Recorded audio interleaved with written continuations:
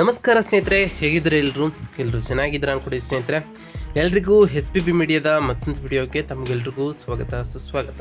ಸ್ನೇಹಿತರೆ, ಜುಲೈ ತಿಂಗಳಿನಲ್ಲಿ ಈ 2025 ವರ್ಷದಲ್ಲಿ ಜುಲೈ 16 ನಂತರ ಹಾಗೆ ಜುಲೈ 26 ನಂತರ ಮೇಷ ರಾಶಿಯವರ ಜೀವನದಲ್ಲಿ ಏನೆಲ್ಲ ಬದಲಾವಣೆಯಾಗಲಿದೆ, ಯಾವುದರಲ್ಲಿ ಶುಭವಾಗಲಿದೆ, ಯಾವುದರಲ್ಲಿ ಬಹಳ ಎಚ್ಚರಿಕೆಯನ್ನು ವಹಿಸಬೇಕು, ಹಾಗೆಯೇ ನಿಮ್ಮ ಆರೋಗ್ಯ, ಶಿಕ್ಷಣ, ಉದ್ಯೋಗ, ಆರ್ಥಿಕ ಸ್ಥಿತಿ, ಕುಟುಂಬ ಮತ್ತು ವ್ಯಾಪಾರಕ್ಕೆ ಸಂಬಂಧಪಟ್ಟಂತಹ ವಿಚಾರದಲ್ಲಿ ಏನೆಲ್ಲ ಫಲಿತಾಂಶಗಳನ್ನು ಈ ವಾರದಲ್ಲಿ ಕಂಡಿದ್ದೀರಿ, ಈ ಮೇಷ ರಾಶಿಯವರಿಗೆ ಗ್ರಹಗಳ ಸಂಚಾರ ಹೇಗಿರಲಿದೆ ಈ ಜುಲೈ ತಿಂಗಳಿನಲ್ಲಿ ಎಂಬುದರ ಸಂಪೂರ್ಣ ಮಾಹಿತಿಯನ್ನು ತಿಳಿಸ್ಕೊಡ್ತಾ ಹೋಗ್ತಾನೆ ಸ್ನೇಹಿತರೆ. ಅದರಿಂದ ವಿಡಿಯೋನ ಸ್ಕಿಪ್ ಮಾಡದೆ ಇಲ್ಲಿಂದ ಕೊನೆ ತನಕ ನೋಡ್ತಾ ಹೋಗಿ. ಓಡಿಸಿ ವಿಡಿಯೋನ ನೋಡೋದ್ರಿಂದ ಅಷ್ಟು ಇನ್ಫಾರ್ಮೇಷನ್ ಅರ್ಥ ಆಗೋದಿಲ್ಲ ಸ್ನೇಹಿತರೆ. ಸೊ ಫಸ್ಟಿಂದ ಎಂಡ್ ತನಕ ವಿಡಿಯೋನ ವಾಚ್ ಮಾಡಿ. ಹಾಗೆ ನಮ್ಮ ಈ ವಿಡಿಯೋ ಇಷ್ಟ ಆಗಿತ್ತು ಅಂದರೆ ವಿಡಿಯೋಗೆ ಒಂದು ಲೈಕ್ ಮಾಡಿ. ಯಾರೇನೋ ಚಾನಲ್ನ ಸಬ್ಸ್ಕ್ರೈಬ್ ಮಾಡ್ಕೊಂಡಿಲ್ಲ ಅವರು ಈಗಲೇ ಸಬ್ಸ್ಕ್ರೈಬ್ ಮಾಡ್ಕೊಳ್ಳಿ ಸ್ನೇಹಿತರೆ. ಸಬ್ಸ್ಕ್ರೈಬ್ ಮಾಡಿಕೊಂಡು ಪ್ರತಿನಿತ್ಯ ವಿಡಿಯೋನ ವಾಚ್ ಮಾಡ್ತಿರೋರಿಗೆ ಥ್ಯಾಂಕ್ ಯು ಸೋ ಮಚ್ ಅಂತ ಹೇಳ್ತಾ, ನಿಮ್ಮ ಫ್ರೆಂಡ್ಸ್ ಮತ್ತು ಫ್ಯಾಮಿಲಿಗೆ ಇದೇ ವಿಡಿಯೋನ ಶೇರ್ ಮಾಡೋ ಮುಖಾಂತರ ಅವರು ಕೂಡ ಅವರವರ ರಾಶಿಯ ಬಗ್ಗೆ ತಿಳ್ಕೊಳ್ಳೋಕ್ಕೆ ಸಹಾಯವಾಗ್ತದೆ ಅಂತ ಹೇಳ್ತಾ, ಇನ್ನು ತಡ ಮಾಡೋದು ಬೇಡ ಸ್ನೇಹಿತರೆ. ಮೇಷ ರಾಶಿಯವರಿಗೆ ಜುಲೈ 16 ನಂತರ ಹಾಗೆಯೇ ಜುಲೈ 26 ನಂತರ ಏನೆಲ್ಲ ಘಟನೆಗಳು ನಡೆಯಲಿದೆ, ಏನೆಲ್ಲ ಅದೃಷ್ಟ ಬಂದದಗಲಿದೆ ಅಂತ ಈಗ ತಿಳಿಸ್ಕೊತ ಹೋಗ್ತೇನೆ. ಗಮನವಿಟ್ಟು ನೋಡ್ತಾ ಹೋಗಿ ಸ್ನೇಹಿತರೆ. ಮೊದಲನೇದಾಗಿ ಮೇಷ ರಾಶಿಯ ರಾಶಿ ಚಕ್ರದ ಮೊದಲನೇ ರಾಶಿಯಾಗಿರ್ತದೆ. ಇದು ಅಶ್ವಿನಿ ನಕ್ಷತ್ರ 4ನೇ ಪಾದ, ಭರಣಿ ನಕ್ಷತ್ರ 4 ಪಾದ ಮತ್ತು ಕೃತಿಕ ನಕ್ಷತ್ರ 1ನೇ ಪಾದದ ಜನಿಸಿದ ವ್ಯಕ್ತಿಗಳಿಗೆ ಮೇಷರಾಶಿಯಾಗಿರ್ತದೆ ಸ್ನೇಹಿತರೆ. ಇನ್ನು ಈ ರಾಶಿಯ ಅಧಿಪತಿ ಮಂಗಳ ಗ್ರಹವಾಗಿರ್ತಾರೆ ಸ್ನೇಹಿತರೆ. ಇನ್ನು ಈ ಜುಲೈ ತಿಂಗಳಿನಲ್ಲಿ ಗ್ರಹಗಳ ಸಂಚಾರ ಹೇಗಿತ್ತು ಎಂಬುದನ್ನು ಇಂದಿನ ವಿಡಿಯೋದಲ್ಲಿ ಸಿಕ್ಕೊಟ್ಟಿದ್ದೇವೆ ಸ್ನೇಹಿತರೆ. ಆದರೆ ಈ ಜುಲೈ ತಿಂಗಳಿನಲ್ಲಿ ಸೂರ್ಯನ ಬದಲಾವಣೆಯಿಂದಾಗಿ, ಸೂರ್ಯನು ರಾಶಿ ಬದಲಾವಣೆಯನ್ನು ಮಾಡೋದರಿಂದ ನಿಮ್ಮ ಜೀವನದಲ್ಲಿ ಏನೆಲ್ಲ ಅದೃಷ್ಟ ಒಲಿಯಲಿದೆ, ಗುರು ಮತ್ತು ಶನಿಯ ಪ್ರಭಾವ ಹೇಗಿರಲಿದೆ ಅಂತ ಈಗ ತಿಳ್ಕೊಳ್ತಾ ಹೋಗೋಣ ಸ್ನೇಹಿತರೆ.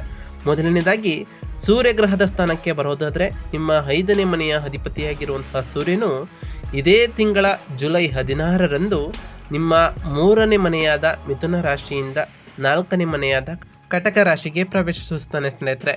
ಈ ಪ್ರವೇಶದ ಕಾರಣದಿಂದ ನಿಮ್ಮ ಗಮನವು ಮನೆ, ಕುಟುಂಬ, ವಾಹನಗಳು ಮತ್ತು ತಾಯಿಯ ಆರೋಗ್ಯದ ಮೇಲೆ ಕೇಂದ್ರೀಕೃತವಾಗಿರುತ್ತದೆ.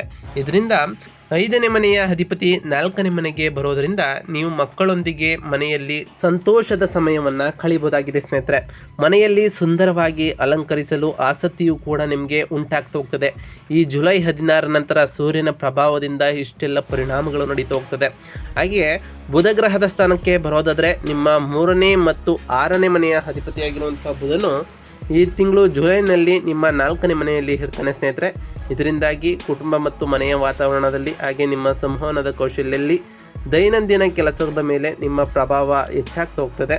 ಇನ್ನು ಶುಕ್ರ ಗ್ರಹದ ಸ್ಥಾನದಿಂದಾಗಿ ನಿಮಗೆ 2ನೇ ಮತ್ತು 7ನೇ ಮನೆಯ ಅಧಿಪತಿಯಾಗಿ ಶುಕ್ರನು ಇದ್ದಾನೆ ಸ್ನೇಹಿತರೆ. ಜುಲೈ 26ರಂದು ನಿಮ್ಮ 2ನೇ ಮನೆಯಾದ ವೃಷಭ ರಾಶಿಯಿಂದ 3ನೇ ಮನೆಯಾದ ಮಿಥುನ ರಾಶಿಗೆ ಬದಲಾಗ್ತಾ ಹೋಗ್ತಾನೆ. ಶುಕ್ರನ ಈ ರಾಶಿ ಬದಲಾವಣೆಯಿಂದಾಗಿ ಸಂಬಂಧಗಳು, ಹಣ ಮತ್ತು ಮೌಲ್ಯಗಳಿಗೆ ಸಂಬಂಧಪಟ್ಟಂತಹ ವಿಷಯಗಳ ಮೇಲೆ ನಿಮ್ಮ ಗಮನ ಹೆಚ್ಚಾಗ್ತಾ ಹೋಗ್ತದೆ. ಇದರಿಂದ ಅದೃಷ್ಟವೂ ಕೂಡ ಕೂಡಿ ಬರಲಿದೆ ಸ್ನೇಹಿತರೆ. ಇನ್ನು ಮಂಗಳ ಗ್ರಹದ ಸ್ಥಾನದ ವಿಷಯಕ್ಕೆ ಬರೋದಾದರೆ, 1ನೇ ಮತ್ತು 8ನೇ ಮನೆಯ ಅಧಿಪತಿಯಾಗಿ ಮಂಗಳನು ಇದ್ದಾನೆ ಸ್ನೇಹಿತರೆ. ಜುಲೈ 28ರಂದು ನಿಮ್ಮ 5ನೇ ಮನೆಯಾದ ಸಿಂಹರಾಶಿಯಿಂದ 6ನೇ ಮನೆಯಾದ ಕನ್ಯಾ ರಾಶಿಗೆ ಹೋಗ್ತಾನೆ. ಈ ರಾಶಿ ಬದಲಾವಣೆಯಿಂದಾಗಿ ನಿಮ್ಮ ಆರೋಗ್ಯ, ದೈನಂದಿನ ಕೆಲಸಗಳು ಮತ್ತು ಸ್ಪರ್ಧೆಯಂತಹ ವಿಷಯಗಳ ಮೇಲೆ ನಿಮ್ಮ ಗಮನ ಹೆಚ್ಚಾಗ್ತಾ ಹೋಗ್ತದೆ. ಇದರಿಂದ ಉತ್ತಮವಾದ ಸಾಧನೆಯನ್ನು ಕೂಡ ಈ ಮಂಗಳನ ಕೃಪೆಯಿಂದ ನೀವು ಮಾಡ್ಬೋದಾಗಿದೆ ಸ್ನೇಹಿತರೆ. ಇನ್ನು ಪ್ರಮುಖವಾಗಿ ಗುರು ಮತ್ತು ಶನಿಗಳ ಸ್ಥಾನ ಹೇಗಿರಲಿದೆ ಅಂತ ಕೇಳೋದಾದರೆ, ಮೊದಲನೇದಾಗಿ ಗುರುಗ್ರಹದ ಸ್ಥಾನವು 9 ಮತ್ತು 12ನೇ ಮನೆಯ ಅಧಿಪತಿಯಾಗಿ ಗುರು ಇದ್ದಾನೆ ಸ್ನೇಹಿತರೆ. ಇಡೀ ಜುಲೈ ತಿಂಗಳು ನಿಮ್ಮ 3ನೇ ಮನೆಯಲ್ಲೇ ಇರ್ತಾನೆ. ಇದರಿಂದ ನಿಮ್ಮ ಅದೃಷ್ಟ ಹೆಚ್ಚಾಗ್ತಾ ಹೋಗ್ತದೆ. ಉನ್ನತ ಶಿಕ್ಷಣಕ್ಕೆ ನಿಮ್ಮ ಮಕ್ಕಳು ಓದ್ತಿದ್ರೆ ಉನ್ನತ ಶಿಕ್ಷಣವನ್ನು ಪಡೆಯುತ್ತಾ ಹೋಗ್ತಾರೆ. ನಿಮ್ಮ ಆಧ್ಯಾತ್ಮಿಕ ವಿಷಯಗಳು ಮತ್ತು ಪ್ರಯಾಣದ ಮೇಲೆ ಗುರು ಸಾಕಷ್ಟು ಪ್ರಭಾವವನ್ನು ಬೀರ್ತಾ ಹೋಗ್ತಾನೆ.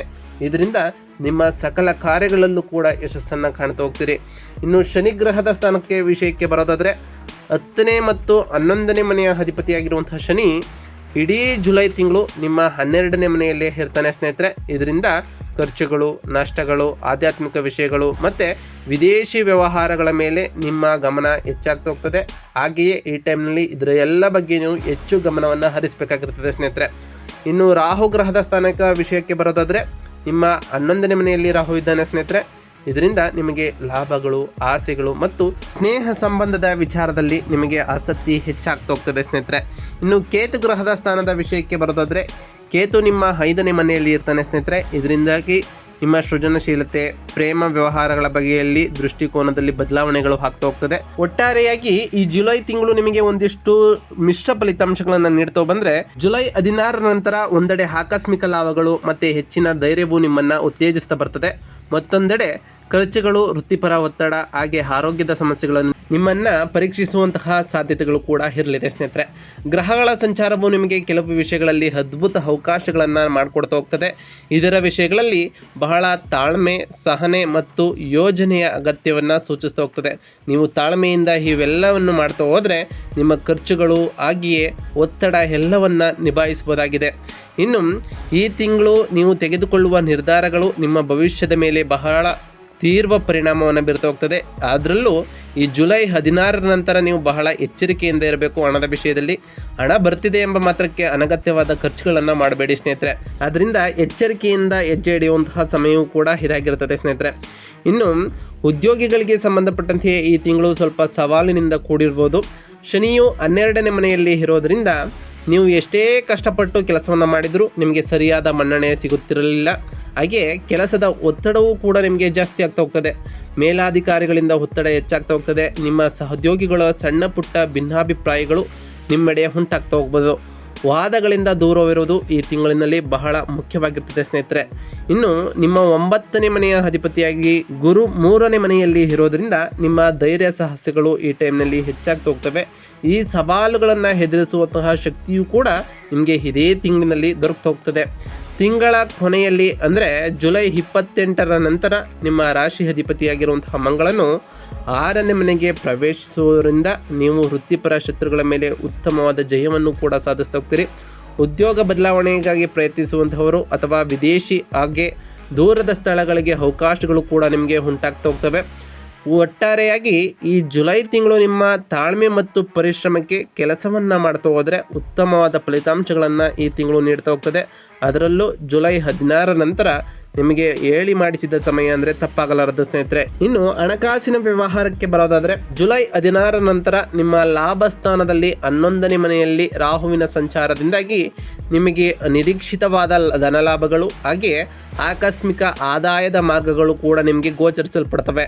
ಶೇರ್ ಮಾರುಕಟ್ಟೆ ಅಥವಾ ಇತರ ಊಹಾತ್ಮಕ ಚಟುವಟಿಕೆಗಳಲ್ಲಿ ಲಾಭವನ್ನು ಪಡೆಯುವಂತಹ ಸೂಚನೆಗಳು ಕೂಡ ಕಂಡುಬರ್ತಾ ಹೋಗ್ತಿದೆ. ಹಾಗೆ ಸ್ನೇಹಿತರು ಅಥವಾ ಹಿರಿಯ ಸಹೋದರರಿಂದ ನಿಮಗೆ ಆರ್ಥಿಕ ಸಹಾಯವೂ ಕೂಡ ಸಿಗ್ತದೆ. ಇದರಿಂದ ಉನ್ನತ ಗಳಿಕೆಯನ್ನು ಕೂಡ ನೀವು ಮಾಡಬಹುದಾಗಿದೆ. ನಿಮ್ಮ ವ್ಯಯದ ಸ್ಥಾನದಲ್ಲಿ ಅಂದರೆ 12ನೇ ಮನೆಯಲ್ಲಿ ಶನಿ ಇರೋದರಿಂದಾಗಿ ಗಳಿಕೆಗಿಂತ ಹೆಚ್ಚಿನ ಖರ್ಚುಗಳು ಕೂಡ ಇದೇ ತಿಂಗಳಿನಲ್ಲಿ ಉಂಟಾಗ್ತಾ ಹೋಗ್ತದೆ ಸ್ನೇಹಿತರೆ. ವಿಶೇಷವಾಗಿ ಆರೋಗ್ಯ, ಕುಟುಂಬದ ಅಗತ್ಯತೆಗಳು ಮತ್ತು ಕಾನೂನು ವಿಷಯಗಳಿಗಾಗಿ ಹೆಚ್ಚು ಹಣ ಖರ್ಚು ಮಾಡಬೇಕಾಗ್ಬೋದು. ಅದರಿಂದ ಹಣ ಬಂದ ಶಿಕ್ಷಣ ಖರ್ಚನ್ನು ಮಾಡದೆ ಒಂದು ಪ್ರಕಾರದಲ್ಲಿ ಬಜೆಟನ್ನು ರೂಪಿಸಿಕೊಳ್ಳಿ ಸ್ನೇಹಿತರೆ. ಇದು ಬಹಳ ಮುಖ್ಯವಾಗಿರ್ತದೆ. ಅನಗತ್ಯವಾದ ಖರ್ಚುಗಳನ್ನು ತಪ್ಪಿಸಿ ಉಳಿತಾಯವನ್ನು ಮಾಡ್ತಾ ಹೋದರೆ ನಿಮಗೆ ಈ ತಿಂಗಳು ಕೊನೆಯವರೆಗೂ ಕೂಡ ಆರ್ಥಿಕವಾಗಿ ನೀವು ತೃಪ್ತಿಯನ್ನು ಪಡ್ಬೋದಾಗಿದೆ ಸ್ನೇಹಿತರೆ. ಇನ್ನು ಕುಟುಂಬ ಮತ್ತು ಸಂಬಂಧಗಳಿಗೆ ಸಂಬಂಧಪಟ್ಟಂತೆಯೇ ನಿಮ್ಮ ಜೀವನವು 4ನೇ ಮನೆಯಲ್ಲಿ ಬುಧ ಇರೋದರಿಂದಾಗಿ ಕುಟುಂಬ ಸದಸ್ಯರೊಂದಿಗೆ ಉತ್ತಮವಾದ ಸಂವಹನ ಹೆಚ್ಚಾಗ್ತಾ ಹೋಗ್ತದೆ. ಮನೆಯಲ್ಲಿ ಸಂಬಂಧಿಕರ ಓಡಾಟವೂ ಕೂಡ ನಡೀಬೋದು. ಮನೆಯಲ್ಲಿ ಶುಭ ಸುದ್ದಿ ನಡೆಯುವಂತಹ ಚಾನ್ಸಸ್ ಕೂಡ ಇರಲಿದೆ ಸ್ನೇಹಿತರೆ. ಮಾತುಗಳಿಂದ ತಪ್ಪು ತಿಳುವಳಿಕೆಗಳು ಉಂಟಾಗುವಂತಹ ಸಾಧ್ಯತೆ ಇದೆ. ಆದ್ದರಿಂದ ಬಹಳ ತಾಳ್ಮೆಯಿಂದ ಯೋಚಿಸಿ ಮಾತನಾಡಿ. ಜುಲೈ 16ರಂದು ಸೂರ್ಯನು ನಿಮ್ಮ 4ನೇ ಮನೆಗೆ ಪ್ರವೇಶ ಮಾಡೋ ಕಾರಣ ಗ್ರಹ ಮತ್ತು ಕುಟುಂಬ ವಿಷಯಗಳ ಮೇಲೆ ಗಮನ ಹೆಚ್ಚಾಗ್ತಾ ಹೋಗ್ತದೆ. ಈ ಸಂಬಂಧದಲ್ಲಿ 7ನೇ ಮನೆಯ ಅಧಿಪತಿಯಾಗಿರುವಂತಹ ಶುಕ್ರನು ಜುಲೈ 26ರಂದು ನಿಮ್ಮ 3ನೇ ಮನೆಗೆ ಬರೋದರಿಂದ ನಿಮ್ಮ ಬಂಧವು ಇನ್ನಷ್ಟು ಬಲಗೊಳ್ತಾ ಹೋಗ್ತದೆ. ಅವರೊಂದಿಗೆ ಚಿಕ್ಕ ಚಿಕ್ಕ ಪ್ರಯಾಣಗಳನ್ನು ಮಾಡುವಂತಹ ಸಾಧ್ಯತೆಗಳು ಕೂಡ ಇರಲಿದೆ. ಇದರಿಂದ ನಿಮ್ಮ ಸಂಬಂಧಗಳು ಉತ್ತಮವಾಗಿ ಸಾಮರಸ್ಯದಿಂದ ಕೂಡಿರ್ತದೆ ಸ್ನೇಹಿತರೆ. ಇನ್ನು ಆರೋಗ್ಯದ ವಿಷಯಕ್ಕೆ ಬರೋದಾದರೆ ಈ ಜುಲೈ ತಿಂಗಳು ವಿಶೇಷವಾಗಿ ಗಮನವನ್ನು ಹರಿಸಬೇಕಾಗಿರುತ್ತದೆ. ಅದರಲ್ಲೂ ತಿಂಗಳ ಕೊನೆಯ ವಾರದಲ್ಲಿ ಜುಲೈ 28ರಂದು ನಿಮ್ಮ ರಾಶಿ ಅಧಿಪತಿ ಮತ್ತು ಅಷ್ಟಮ ಅಧಿಪತಿಯಾಗಿರುವಂತಹ ಮಂಗಳನು ರೋಗದ ಸ್ಥಾನದಲ್ಲಿ 6ನೇ ಮನೆಗೆ ಪ್ರವೇಶಿಸುತ್ತಿದ್ದಾನೆ ಸ್ನೇಹಿತರೆ. ಇದರಿಂದಾಗಿ ರಕ್ತ ಸಂಬಂಧಿತ ಸಮಸ್ಯೆಗಳು ಉಂಟಾಗುವಂತಹ ಸಮಸ್ಯೆಗಳು ಕೂಡ ಇರಲಿದೆ. ವಾಹನಗಳನ್ನು ಚಲಾಯಿಸುವಾಗ ಬಹಳ ಎಚ್ಚರಿಕೆಯಿಂದ ಓಡಿಸಿ ಸ್ನೇಹಿತರೆ. ಯಂತ್ರಗಳೊಂದಿಗೆ ಕೆಲಸವನ್ನು ಮಾಡುವಾಗ ಕೂಡ ಬಹಳ ಜಾಗರೂಕರಾಗಿ ಇರಬೇಕಾಗಿರ್ತದೆ. 12ನೇ ಮನೆಯಲ್ಲಿರುವಂತಹ ಶನಿಯಿಂದಾಗಿ ನಿದ್ರಾಹೀನತೆ, ಮಾನಸಿಕ ಆತಂಕ ಮತ್ತು ಪಾದಗಳಿಗೆ ಸಂಬಂಧಪಟ್ಟಂತಹ ಸಮಸ್ಯೆಗಳು ಕೂಡ ನಿಮಗೆ ಕಾಡಬಹುದು. 5ನೇ ಮನೆಯಲ್ಲಿ ಕೇತು ಇರೋದ್ರಿಂದ ಜೀರ್ಣ ಸಂಬಂಧಿತ ಸಮಸ್ಯೆಗಳು ಕೂಡ ಬರ್ಬೋದು ಸ್ನೇಹಿತರೆ. ಆದ್ದರಿಂದ ಸರಿಯಾದ ವ್ಯಾಯಾಮ ಮತ್ತು ಅನಗತ್ಯವಾಗಿ ಒತ್ತಡವನ್ನು ತೆಗೆದುಕೊಳ್ಳುವುದು ಸೂಕ್ತವಲ್ಲ ಸ್ನೇಹಿತರೆ. ಒತ್ತಡದಿಂದ ದೂರವಿರಿ. ಹಾಗೆಯೇ ಧ್ಯಾನವನ್ನು ಮಾಡೋದ್ರಿಂದ ನಿಮ್ಮ ಮನಸ್ಸು ಕೂಡ ಶಾಂತಿಯಾಗಿರ್ತದೆ. ವ್ಯಾಯಾಮ ಮಾಡೋದ್ರಿಂದ ನಿಮ್ಮ ದೈಹಿಕ ಶಕ್ತಿಯು ಕೂಡ ವೃದ್ಧಿಯಾಗ್ತಾ ಹೋಗ್ತದೆ ಸ್ನೇಹಿತರೆ. ಇನ್ನು ವ್ಯಾಪಾರಿಗಳಿಗೆ ಸಂಬಂಧಪಟ್ಟಂತೆ ಈ ಜುಲೈ ತಿಂಗಳು ಸ್ವಲ್ಪ ಲಾಭ ನಷ್ಟಗಳಿಂದ ಕೂಡಿರ್ತದೆ. 11ನೇ ಮನೆಯಲ್ಲಿ ಇರುವಂತಹ ರಾಹುವಿನಿಂದಾಗಿ ವ್ಯಾಪಾರದಲ್ಲಿ ಹೊಸ ಹೊಸ ಅವಕಾಶಗಳು ಬರ್ತಾ ಹೋಗ್ತವೆ. ಮಾರಾಟವೂ ಕೂಡ ಹೆಚ್ಚಾಗ್ತಾ ಹೋಗ್ತದೆ. ಉತ್ತಮ ಲಾಭಗಳು ಕೂಡ ಕಂಡು ಬರ್ತಾ ಹೋಗ್ತದೆ ಸ್ನೇಹಿತರೆ. 12ನೇ ಮನೆಯಲ್ಲಿ ಶನಿಯ ಪ್ರಭಾವದಿಂದ ಅನಿರೀಕ್ಷಿತವಾದ ಖರ್ಚುಗಳು ಕೂಡ ಎದುರಾಗ್ಬೋದು. ಸಿಬ್ಬಂದಿಯಿಂದ ಸಮಸ್ಯೆಗಳು ಅಥವಾ ಸರ್ಕಾರಿ ಅಡಚಣೆಗಳು ಕೂಡ ಎದುರಾಗ್ಬೋದು. ಪಾಲುದಾರಿಕೆ ವ್ಯವಹಾರದಲ್ಲಿ ಅವರು ತಮ್ಮ ಪಾಲುದಾರರೊಂದಿಗೆ ಪಾರದರ್ಶಕವಾಗಿರುವುದು ಬಹುಮುಖ್ಯವಾಗಿರ್ತದೆ. ಆರ್ಥಿಕ ವ್ಯವಹಾರಗಳ ವಿಷಯದಲ್ಲಿ ಮತ್ತು ದಾಖಲೆಗಳ ವಿಷಯದಲ್ಲಿ ಬಹಳ ಜಾಗೃತರಾಗಿ ಈ ತಿಂಗಳ ಕೊನೆಯವರೆಗೂ ನೀವು ಇರಬೇಕಾಗಿರ್ತದೆ ಸ್ನೇಹಿತರೆ. ಇನ್ನು ವಿದ್ಯಾರ್ಥಿಗಳ ವಿಷಯಕ್ಕೆ ಸಂಬಂಧಪಟ್ಟಂತೆ ವಿದ್ಯಾರ್ಥಿಗಳು ಈ ತಿಂಗಳಿನಲ್ಲಿ ಏಕಾಗ್ರತೆಯಲ್ಲಿ ಕೊರತೆ ಉಂಟಾಗುವಂತಹ ಸಾಧ್ಯತೆ ಇದೆ ಸ್ನೇಹಿತರೆ. 5ನೇ ಮನೆಯಲ್ಲಿ ಕೇತು ಸಂಚಾರವಾಗೋದ್ರಿಂದ ಓದಿನ ಮೇಲೆ ಗಮನ ಹರಿಸುವುದು ಕಷ್ಟವಾಗ್ತಾ ಹೋಗ್ತದೆ. ಮನಸ್ಸು ಅನಗತ್ಯ ವಿಷಯಗಳ ಕಡೆ ಗಮನವನ್ನು ಕೊಡ್ತಾ ಹೋಗ್ತದೆ. ಅನಿರೀಕ್ಷಿತ ಫಲಿತಾಂಶಗಳನ್ನು ಸಾಧಿಸಲು ಇಂದಿಗಿಂತ ಹೆಚ್ಚು ಕಷ್ಟವನ್ನು ಪಡಬೇಕಾಗಿರ್ತದೆ. ನಿಮ್ಮ ಸಮಯ ಪರಿಪಾಲನೆ, ಶ್ರದ್ಧೆ ಹಾಗೆಯೇ ಏಕಚಿತ್ತದಿಂದ ನಿಮ್ಮ ಮನಸ್ಸನ್ನು ಇಟ್ಕೊಂಡ್ರೆ ನಿಮಗೆ ಏಕಾಗ್ರತೆಯು ಕೂಡ ಹೆಚ್ಚಾಗ್ತಾ ಹೋಗ್ತದೆ. ಉನ್ನತ ಶಿಕ್ಷಣವನ್ನು ಕಲಿಯುತ್ತಿರುವವರಿಗೆ ಗುರುವಿನ ಅನುಕೂಲಕರವಾದ ದೃಷ್ಟಿಯಿಂದ ಸ್ವಲ್ಪ ಮಟ್ಟಿಗೆ ಪ್ರಯೋಜನವೂ ಕೂಡ ಈ ತಿಂಗಳ ಅಂತ್ಯದವರೆಗೂ ಕೂಡ ದೊರಕ್ತಾ ಹೋಗ್ತದೆ ಸ್ನೇಹಿತರೆ. ನಿಮ್ಮ ಪರಿಶ್ರಮ ಮತ್ತು ಕಠಿಣ ಪರಿಶ್ರಮದಿಂದ ನಿಮ್ಮ ಅಡೆತಡೆಗಳನ್ನು ನಿವಾರಿಸಬಹುದಾಗಿದೆ. ಕೋಪ ಮತ್ತು ಅಸಹನೆಯನ್ನು ನಿಯಂತ್ರಿಸುವುದು ಬಹುಮುಖ್ಯವಾಗಿರ್ತದೆ. ಕೋಪ ಎಲ್ಲ ವಿಷಯವನ್ನು ಹಾಳು ಮಾಡ್ತದೆ. ಆದ್ದರಿಂದ ಕೋಪವನ್ನು ಕಂಟ್ರೋಲ್ ಮಾಡಿ ಸ್ನೇಹಿತರೆ. ಇನ್ನು ಒಟ್ಟಾರೆಯಾಗಿ ಈ ಜುಲೈ ತಿಂಗಳು ಈ ಮೇಷ ರಾಶಿಯವರಿಗೆ ಉತ್ತಮವಾದ ಫಲಿತಾಂಶಗಳನ್ನು ಕೊಡ್ತಾ ಬಂದರೆ ಇನ್ನೊಂದೆಡೆ ಎಚ್ಚರಿಕೆಯ ಸೂಚನೆಗಳನ್ನು ಕೂಡ ಸೂಚಿಸ್ತಾ ಹೋಗ್ತದೆ. ಆದ್ದರಿಂದ ಈ ಮೇಷ ರಾಶಿಯವರು ನಾವು ತಿಳಿಸ್ಕೊಟ್ಟಿರುವಂತಹ ಸರಳ ಪರಿಹಾರಗಳನ್ನು ಮಾಡ್ತಾ ಹೋಗಿ ಸ್ನೇಹಿತರೆ. ಮೊದಲನೇದಾಗಿ ಪ್ರತಿ ಶನಿವಾರದಂದು ಆ ಶನಿದೇವರ ಜಪವನ್ನು ಮಾಡಿ ಸ್ನೇಹಿತರೆ. ಇದರಿಂದ ಆ ಶನಿದೇವರ ಕೃಪೆಗೆ ಪಾತ್ರರಾಗ್ತೀರಿ ಸ್ನೇಹಿತರೆ. ಹಾಗೆಯೇ ಬುಧವಾರದಂದು ವಿಷ್ಣು ದೇವರ ಜಪವನ್ನು ಮಾಡಿ ಸ್ನೇಹಿತರೆ. ಆ ವಿಷ್ಣುದೇವ ನಿಮ್ಮನ್ನು ಸಕಲ ಸಮಸ್ಯೆಗಳಿಂದ ಕಾಪಾಡ್ತಾನೆ ಸ್ನೇಹಿತರೆ. ಹಾಗೆಯೇ ಗುರುವಾರದಂದು ಓಂ ಗುರುವೇ ನಮಃ ಎಂಬ ಮಂತ್ರವನ್ನು ಜಪಿಸಿ. ಇದರಿಂದ ಆ ಗುರುದೇವರ ಆಶೀರ್ವಾದಕ್ಕೆ ನೀವು ಪಾತ್ರರಾಗ್ತೀರಿ ಸ್ನೇಹಿತರೆ. ಮುಖ್ಯವಾಗಿ ಈ ಮೇಷ ರಾಶಿಯವರು ಆಲಸ್ಯದಿಂದ ಕೆಲಸವನ್ನು ಮಾಡಲು ಬಿಡಬೇಕು. ನೀವು ಕೆಲಸದಲ್ಲಿ ಬಹಳ ಏಕಾಗ್ರತೆಯಿಂದ ವಹಿಸಿದ್ರೆ ನಿಮ್ಮ ಪ್ರತಿಯೊಂದು ಕಾರ್ಯದಲ್ಲೂ ಯಶಸ್ಸನ್ನು ಕಾಣಬಹುದಾಗಿದೆ ಸ್ನೇಹಿತರೆ. ನಾವು ತಿಳಿಸ್ಕೊಟ್ಟಿರುವಂತಹ ಈ ಎಲ್ಲ ಸರಳ ಪರಿಹಾರಗಳನ್ನು ಅನುಸರಿಸೋದ್ರಿಂದ ನಿಮ್ಮ ಜೀವನದಲ್ಲಿ ಸಾಕಷ್ಟು ಬದಲಾವಣೆಯನ್ನು ಕಾಣ್ತೀರಿ ಅಂತ ಹೇಳ್ತಾ ಇದಾಗಿತ್ತು ಇವತ್ತಿನ ಒಂದು ವಿಡಿಯೋ ಸ್ನೇಹಿತರೆ. ವಿಡಿಯೋ ಇಷ್ಟಕ್ಕಿತ್ತು ಅಂದರೆ ವಿಡಿಯೋಗೆ ಒಂದು ಲೈಕ್ ಕೊಡಿ. ಯಾರಿನ್ನೂ ಚಾನಲ್ನ ಸಬ್ಸ್ಕ್ರೈಬ್ ಮಾಡ್ಕೊಂಡಿಲ್ಲ ಅವರು ಈಗಲೇ ಸಬ್ಸ್ಕ್ರೈಬ್ ಮಾಡ್ಕೊಳ್ಳಿ ಸ್ನೇಹಿತರೆ. ಸಬ್ಸ್ಕ್ರೈಬ್ ಮಾಡಿಕೊಂಡು ಪ್ರತಿನಿತ್ಯ ವಿಡಿಯೋ ವಾಚ್ ಮಾಡ್ತಿರೋರಿಗೆ ಥ್ಯಾಂಕ್ ಯು ಸೋ ಮಚ್ ಅಂತ ಹೇಳ್ತಾ, ಹಾಗೆ ಕಮೆಂಟ್ನಲ್ಲಿ ಓಂ ಶನೈಶ್ವರಾಯ ನಮಃ, ಓಂ ವಿಷ್ಣು ದೇವಾಯ ನಮಃ, ಓಂ ಗುರುವೇ ನಮಃ ಎಂದು ಕಮೆಂಟ್ ಮಾಡಿ ಸ್ನೇಹಿತರೆ. ಆ ಶನಿದೇವರು ಮತ್ತು ವಿಷ್ಣು ದೇವ ಆ ಗುರುದೇವರು ನಿಮಗೆ ಆಯುಷ್ಯ ಆರೋಗ್ಯವನ್ನು ಕೊಟ್ಟು ಕಾಪಾಡಲಿ ಅಂತ ದೇವರಲ್ಲಿ ಕೇಳ್ಕೊಳ್ತಾ ಇವತ್ತಿನ ಒಂದು ವಿಡಿಯೋನ ಮುಗಿಸ್ತಿದ್ದೀನಿ ಸ್ನೇಹಿತರೆ. ಸಿಗ್ತೀನಿ ಮತ್ತೊಂದು ವಿಡಿಯೋದೊಂದಿಗೆ. Thank you for watching.